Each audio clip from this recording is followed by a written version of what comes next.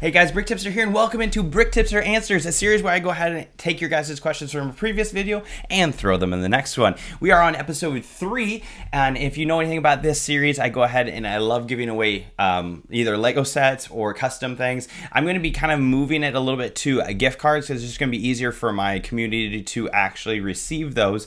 So I'm going to do a reroll for episode 2 winner because there was a difficulty with the winner that we picked last time. So the new winner for our episode 2 is going to be Chris AGUG9C. His question was, in your opinion, what was the worst Lego set? I did answer this question in episode 2, so if you're super curious, go ahead and rewatch or go back and watch episode 2 to see what that answer is. But he is going to be our reroll winner. So Chris, why don't you just go ahead and look in the description below. You'll see my email address there. Send me a screenshot of your YouTube profile, kind of where it says your subscribers, and then it shows your @ right there, and then I'll be able to get off a $25 digital gift card to you through lego.com. And then of course we have this week's winner. We'll be going over who that is and their question a little bit later on the episode, so stay tuned for that. And if you want to get your name into a potentiality of winning a $25 lego.com gift card, go ahead and comment in this video below in the comment section. You can say Ask Brick and go ahead and ask your question that has to do with Lego or Pokemon or whatever you guys like to ask. Just of course try to keep it on topic here as we try to make content for of course Lego and Pokemon lovers around the world. So we'll go ahead and start off with our first question, and that is from KenNicky7. When will be your next video, BTW? Well, thank you for your patience, but it is right now. Our next question comes from a very famous pop star. I had no idea she was even into Lego, but it's Selena Gomez, E7Q. So Selena, thank you so much for asking this question because I've been dying for someone to do it. But she asked, what are my top 10 favorite figures of yours? Selena, thank you so much for giving me the opportunity to put 10 on there instead of 5 or 1 or anything like that. But we'll jump into those ones. And my first and most favorite Lego minifigure that Lego has made is Link from the Ocarina of Time. So that game is just near and dear to me. Nostalgia pull is huge because, I mean, when you get older, like where I'm at, you're kind of like looking back at your childhood and everything that brought all those fun memories, and Ocarina of Time was one of those things. I love the Hylian shield, the Master Sword, just the printing, the molding.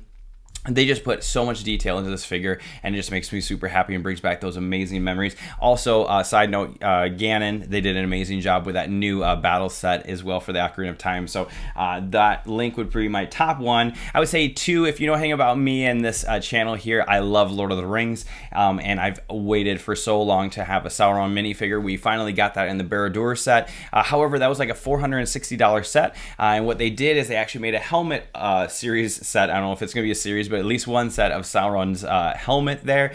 Sorry, Star Wars Legos fans, I know you guys don't get minifigures, but apparently we do. I'm sorry, I am a Star Wars collector as well, but I enjoyed having that minifigure thrown into that set, so you have like people that really want that figure don't have to pay so much to get him, since he's very pinnacle to, of course, the Lord of the Rings. So I love that figure. Someone actually reached out to me over Instagram, and they actually sent me this figure of a Sauron. They used the Woody legs for him. They just painted those and did all like the custom pieces right here, and they just try to keep it as close to Lego as possible, of course. But I was always wondering if they were going to be doing the Woody legs or the Avatar legs for Sauron, but they went with the normal legs. But I'm still very appreciative of the figure and just love everything they did with it, through all the details and just the love that you can see that was poured into it. Next figure, again, is going to be a nostalgia trip, and it's going to be Darth Revan. It was a poly bag. I think if you spent over $70, you got him put in the bag. It was just like this little poly bag. I have it right over here. It's worth about $350 now, just because a lot of people really like this figure. There's not as much detail in this one. There's no dual molding or anything like that. But again, it's another nostalgia trip. And then, of course, Knights of the Republic was such a really fun game. I think it was like 2003.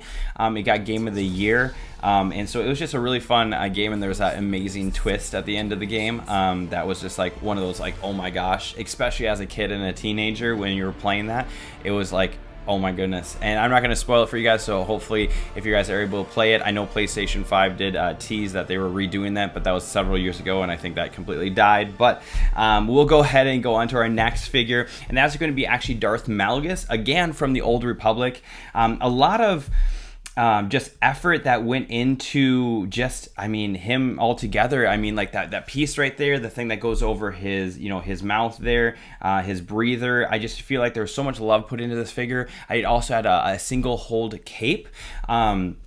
And so I just felt like, back in 2012, 2013, they really just tried to make these super, accurate to what we were seeing in the content. I mean, I feel like we're kind of diverging from that a little bit, and you can listen to MNR. He has a lot of facts on that. But I do believe that, like, that era, and that was actually a question from episode 2, but 2012, 2013, that's where we saw all those Lord of the Rings figures that were just top tier, and a lot of these Star Wars minifigures too, that you can tell that, hey, we actually are going to set aside and do a custom mold just for this figure, because he was only in one set, but they wanted to make him accurate to, of course, the video game, and then what we were seeing, just on the content and everything like that. So love him as a minifigure as well.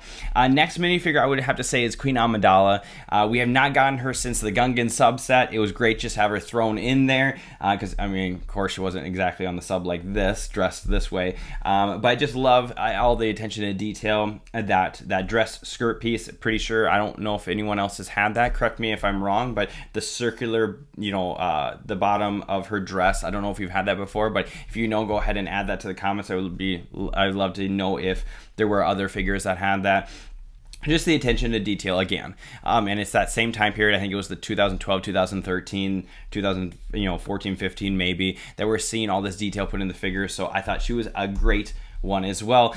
And we have, of course, our Vampire Knight, also known as, if you know, it is Basil the Bat Lord, bringing back some great memories of playing Lego Racers. I don't know if you guys had played that, but it was such a fun game. Looking back now, those graphics are pretty horrendous. We had to kind of like add the details in our imaginations while playing, but it was still an extremely fun game and something I still own to this day. But this is just an amazing reimagining of Basil the Bat Lord with a new custom helmet, all those types of things. The cape was amazing. I have a completely full-length video just on this figure, just because I thought they did such a great job, and he was, of course, from the Lego minifigures series. So he is on my top 10 spot as well. Here's some images, of course, the original Basil the Bat Lord from the Fright Night sets.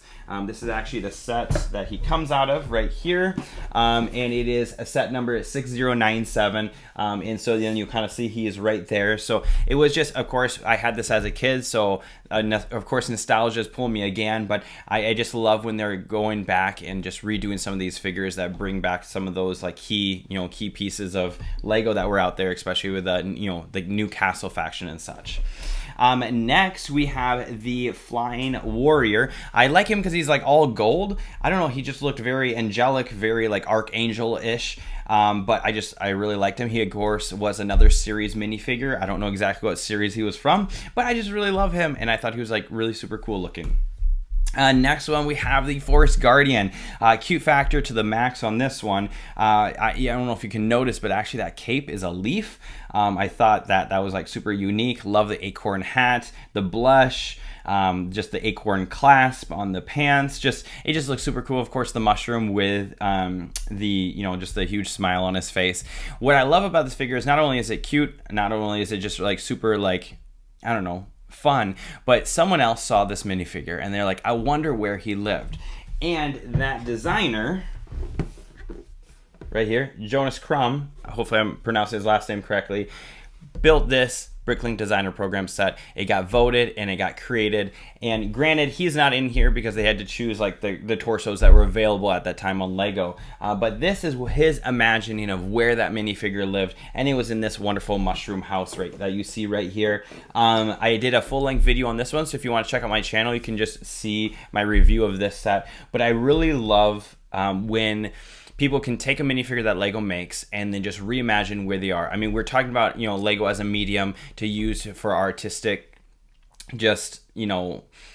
really just taking the things that are in our heads and just building them and using it as a medium to create something really, really cool. And I love the fact that they looked at this figure, they wondered where did he live, all those types of things, and then they created this set. And I hope that inspires other people to just maybe see a minifigure and start reimagining, okay, where does that figure belong, and then actually start building somewhere like that. And I just think this is a true testament of what Lego is for as well, of that creative, imaginative building. And I just love that, and I love how this figure is helping kids realize realize that they can do things like this as well and start, you know, just running with their imagination and having a lot of fun. So that is why he made one of the top 10 in my list. Next one we have is the Roman Centurion, again from the minifigure series. As you can tell, I really love the minifigure series. I love the different type of minifigures we get through this series. And this Roman Centurion, I've always wanted like a Roman like road, just like maybe the Colosseum, but just downscaled. Just have those, you know, the Romans there, maybe army build them. It would be like super fun. When I was a kid, we actually sent that idea to Lego, and they're like, hey, we cannot accept any ideas from the public, blah blah blah, which is really funny because now they actually have a Lego theme called Ideas that they do take people's ideas and submissions and potentially make them into sets. So it's kind of funny how that's changed, and I really appreciate that the Lego group has done that. But I think he's up there as well just because he's super cool looking. It's very different, something that we haven't had, and I love when Lego kind of goes off and does something that we've never done. Now granted, we've never had any sets that have to do with the Romans, but it would just be fun to have the ability to have more of these. If it was, you know, if it was fast forward and we can still get these right now, I'd definitely be scanning those boxes and getting a lot of them to make a little legion going on. Next minifigure is from the minifigure series, but it is a Dungeons and Dragons paladin. I went ahead and I took that like head off of him and I made him into a knight. I love castle factions. I love Lego castles, and just kind of making him into a normal knight is what I did. So I have a lot of those little dragon heads all over the place because I don't need them. So sorry, Dungeons and Dragons fans, but I just the chest, you know, the chest armor piece that they made for him and everything like that, the printing, I couldn't help myself, so I bought a bunch of them, and the dragon heads are spread all around the place. But there were some sellers on eBay that were literally just selling the heads, so I know it's not just me. So I love that figure, love all the detail that they put, and then the armor piece that we got for him, so that is why he made the top 10 as well. Lastly, we have you know, our honorable mention here, and that is going to be Ash. Now, we've all been really excited about Pokemon entering the Lego space here, and we've gotten some very expensive sets. All of us are still desiring a like Ash Pikachu, you know, an Ash like you know, figure, and some molded Pokemon is what we want. I don't know if we're just gonna get those really large things. I heard rumors that Pokemon's gonna go the smart brick route, which I don't know. I don't know what they're going to look like, but I mean, I don't care for the smart brick at all or those sets. So I'm hoping that we'll still get something that like us adult collectors will really enjoy. I'm sure even kids would enjoy having an Ash minifigure. I noticed that we got that teaser about a Lego Mario minifigure coming out in 2027. So those are all great news as well. So he would be probably my honorable mention of like, I really want a Lego minifigure of Ash, and the other trainers would be like super fun. Next, we'll go ahead into our next question, again from Ken Nicky 7, which says, what do you think is the worst set that was released within the past 12 months? And this is actually going to tie into RV's question as well. It says, what is the likeliness of you buying the Smart Brick sets? Well, I'm going to go ahead and show you a video that's going to clearly explain how excited I am for the Smart Brick sets.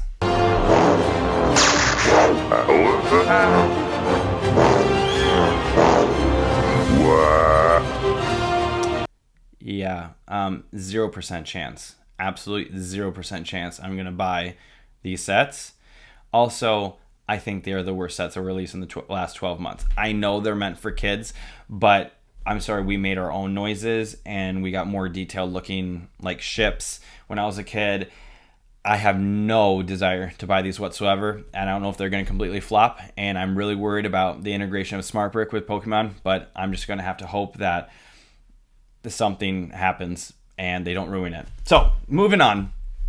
We have another question from Selena, which says, if you could, well, different Selena, but if you could have any Lego set, what would it be? Now, Selena, being that you have a little bit of money, I'm sure they can allow me this, but it's not exactly a set, it's a minifigure. It kind of is a set because it was kind of given away like a set, but it would definitely be the solid gold C-3PO. Back when they were having their anniversary, they gave out 5 of these. It was a solid gold. They're worth a little over $200,000 a piece, just because just the rarity of them. It was tied in with, of course, the chrome, the gold C-3POs that were put out into the bags. I think those were 10,000 of those made. But I would take the solid gold. I could always just take a bunch of pictures of them, make a lot of content, and then sell them, and then just kind of go from there and be able to buy more Lego and all those types of things. things with what the proceeds from selling him. If you're locking me into an actual set, then I would probably have to say the Cloud City set from 2003. I really wanted that set. I asked for that set a bunch. It was a $100 set, which was a lot of money when I was a kid. I mean, still is, and and then that was the first minifigure that had arm and leg printing, and so that was just like, wow, like now he's worth like $2,000 just that minifigure. So I would say probably that set, just because it was a set I wanted as a kid, and now it's like a timepiece because it had like the first of in it with that Boba figure. So I would have to say that one, or the Christmas X-Wing, but I would definitely lead towards the Cloud City set. Next, from Azu Viper 1 says, what were the reasons you wanted to be a YouTuber? Well, I'm going to let Daffy Duck go ahead and explain this for me. I'm rich! I'm wealthy! Yahoo! Okay, just kidding, guys. Okay. So no, I didn't do it for the money. Clearly, I don't have that many subscribers. I'm not even getting paid for YouTube right now at all either. I'm doing it because I love hearing your guys' questions, and not all the time do you find people that are passionate about your hobbies as you are. And so a lot of people do go to YouTube because YouTube is just a huge variety of different interests, hobbies, and you find other people that share those things. And I think that's what you want. You want to find other people that like the same thing that you do and have conversations about it. Share also things that you found, like some of those custom printed, like, the movie posters. I thought those were super cool. If I didn't know about them, I would want to hear about them from another YouTuber to like help me know, hey, these are some things that are out there that you can buy. So I think those types of things, just sharing the things that I found, being able to hear from you guys. I love answering your guys' questions that you guys write down, and just kind of mulling over them and thinking about them, and having conversations about Lego, which is something that we all like, and or of course Pokemon. So I did it because I wanted to be more involved in that community. I want to be able to share my likes with others, discoveries with others, and just kind of hear from them as well. So that is why I did it. I don't know where this is going to go at all, but I do enjoy this as just a way of course, just spreading the love of the hobby with other people and hearing from other people as well. So thank you for that question. And then Azu Viper 1, you actually were our random comment picker for this week, or not for this week, but for this video for episode 3. So your question did get picked by the random comment picker, and so you have a $25 lego.com gift card coming your way. So again, go ahead and go down to the description below. You'll see an email address there. Go ahead and email that screenshot of your channel, where it'll kind of like say your name and then your @ and they'll say like your subscribers and everything like that, to prove that of course it's you, and I'll get that gift card sent off to you. Again, if you want to be entered into be able to win as well on this video, go ahead and comment in the comment section below your questions, and I'll pull some of those from the next video. You go ahead and just comment those, and I'll just do a random picker, and then you'll be able to get a $25 gift card as well on episode 4. Next we'll go to Exo Clips, which says favorite Lego YouTubers or YouTubers in general. So great question.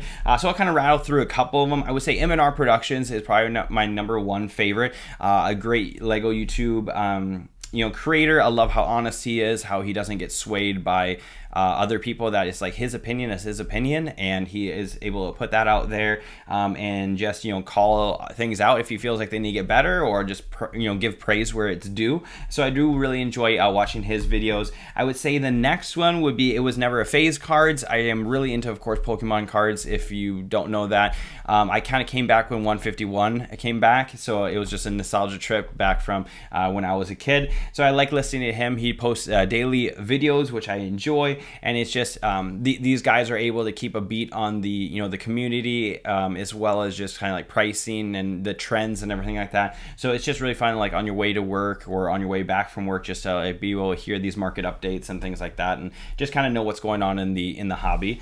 Same thing with Phillips Collectibles. He does a great job as well of kind of going over those things, and so I listen to him. I enjoy his content as well. And then I would say probably after that we would say Beard. Pokebeard. He is actually local to Minnesota, which is super fun. I've seen him actually at a card convention as well. He also does daily videos, his Market Mondays, his Falling Fridays, his What If Wednesdays, and all those types of things. So another great YouTuber where I'm able to kind of listen to his content and just kind of get a pulse on the overall hobby as a whole. And then I would probably say Dr. Applesauce too. He doesn't post as much right now. I know he's a busy family man, but I enjoy him and his messaging that he gives the community as well. And I know I'm saying the community word a lot, and I know some people hate that, but I would like that to be a community. I know it's changed a little bit, but I do enjoy hearing from him, and of course his messages as well, especially his ending message. If you've watched any of his videos, how he ends off his videos, I think that is super awesome. So go ahead and check him out to see what his ending is. And then I would say Mr. Dalek JD, he does a lot of Call of Duty things, and I enjoy him, just kind of like listening to him, kind of just talk about some of the games that are coming out and things like that. So I would say those are my top 5 or 6 Lego YouTubers or YouTubers in general. So thank you so much for the question. Jumping now into Chill Guy T1W says, was Lego the only toy you had as a kid? And if not, what other toys did you play with? I think that's a great question. I was almost everything I asked for was always Lego. Some of the other things, if I'm going to remember back, was definitely this castle. You can tell I've been a castle fan for a long time. This is from 1994. My neighbor Matthew, he had this one. He had the boat, and then he had the Wild Western one. And I would always love going over there and playing. And we would do rock paper scissors to see who got what. And I just loved playing with a castle. So I think this would be definitely up there as far as nostalgic toy that I loved playing with when I was a kid. Also, maybe you guys know this or not, but the Micro Machines, the Star Wars Micro Machines, I was in love with Star Wars, and I still am to this day. But everything Star Wars related, just loved it. The Micro Machines was a super fun play set. This was probably my favorite out of everything I owned, the Hoth set. So I would say, this was another one there. And that's kind of what I was remembering. I still have the Micro Machines from when I was a kid, but when I'm kind of thinking back, it was mainly Lego, and then some of those, the Fisher Price things, and then mainly the Micro Machines, anything that had to do with Star Wars. I got to see it when I was 7. I was just blown away by it, and quite enjoyed it, and rewatched those probably way too many times. Our next questions come from Shotaro Taru, which says, what is your earliest memory with Legos? I'd actually sit back and think about that. I'm like, okay, what were some of my first sets? What are my first memories of the sets? And it actually goes back to Toys R Us, where we went there and we actually picked up this set. Here's your on sale price of $54.97. Adjusted for inflation, that's still $113. But this was, I think, if you're adjusting for inflation, about a $200 set. It was $100 when I was a kid. But excuse me, super awesome ship build.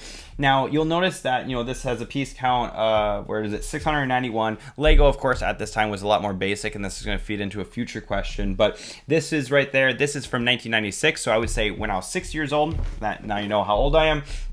That is I just I don't know, I just loved this. These are my first memories. We also got this set when we were there, and this is the Castle set, set number 6090. Again, this is, I think, 1996 Castle set. And then, of course, the Fright Nights, which I showed earlier.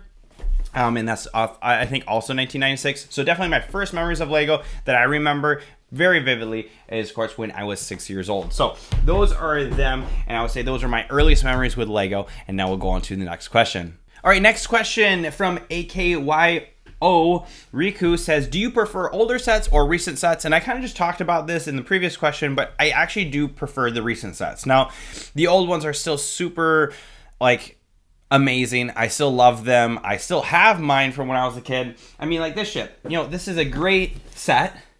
Fun. I love a little skeleton kind of back on it. But I mean, the amount of detail you can't put into the, you can put so much more detail into the newer sets. Again, the price tags are a lot higher, but there's so many new pieces, new molds, just more freedom, the IPs, all those kind of things. So I would have to say I'm going to lean modern, because of the just amount more detail and love that they can put on. Also the IPs. So let's say this versus, so if adjusted for inflation, this was $200. We look at the Black Pearl, I think that's around $330 or $350. I would much rather take the Black Pearl, just because of all the details that are inside of it versus this one. So I would say, I love your question. I would probably say recent sets is probably where I'm at with that one. I still have my older sets, but I would prefer the more recent sets. If I'm going to compare the 2012 Lord of the Rings sets to Rivendell or Barad-dûr, I would be taking Rivendell or Barad-dûr. However, Helm's Deep was amazing, and so was the Tower of Orthanc. So Great question.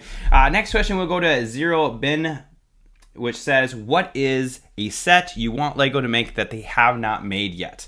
I think I kind of talked about this in the last video. I did talk about it would be really fun to have Peach's Castle, but my top, like, hey, this is the set I really want them to make that they haven't, would be a Hyrule Castle. Here is like just an image from someone that was just like, hey, can we make it look like this? Of course, they have the base plate there, which Lego doesn't do anymore, but just take this, bump it up a notch. I don't care. Put a $600 price tag on it. Make the little village area. Make the actual castle area on the inside, kind of like the new Minas Tirith set that's coming out. It's kind of like micro scale on the outside and then mini scale on the inside. I don't exactly want that, but you could do a micro scale castle and then still have like the market and everything like that here. And then on the inside of the castle, you know, just put a scene in there, or the Temple of Time, you know, just something in there and just make all the little different scenes. I would love a Hyrule Castle.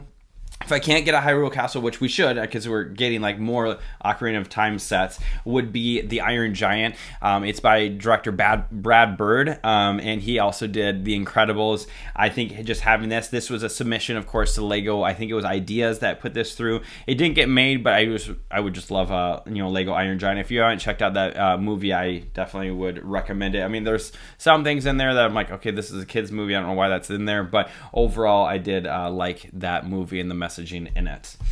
Next question. Oh, actually, wait. I have one more image. So the Lego Enterprise, I would say I would want them to redo that one. And I know we just got it, but we got the next generation version. I wanted the original series version. I wanted the like NCC 1701 one. The, you know, Captain Kirk, Spock, McCoy, Chekhov, Scotty. I wanted that one. I am not a Next Generation fan. I'm really sorry, but I'm just not. And I did not buy this set.